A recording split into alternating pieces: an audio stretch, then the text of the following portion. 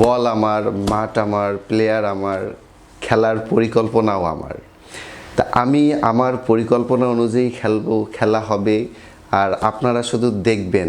এইখানে কথা বলার কোনো রাইটস নাই, সেটা আইপিএল হোক, বিপিএল হোক, সিপিএল হোক, বা যে খেলাই হোক না কেন। প্রত্যেকটা খেলারই একটা প্ল্যানিং অনুযায়ী চলে, খেলা শেষে সেভাবেই কিন্তু হয়। আমরা অ্যাজ এ দর্শক হা হুতাশ ছাড়া আমাদের আর কিছুই থাকে না। ঠিক জীবনেরও প্রত্যেকটা পর্যায়ে এই খেলার মতোই সাজানো গোছানো, কেউ একজন উপর থেকে পাশ থেকে খেলতেছে, পরিকল্পনা সাজিয়ে রাখছে, আমরা সেই অনুযায়ী কিন্তু আমাদের জীবন পরিচালনা করতেছি। আমরা আমাদের নিজের যে স্বকীয়তা, নিজের যে স্কিল, আমাদের নিজের যে প্যাশন, আমরা এখান থেকে কিন্তু দূরে রয়েছি।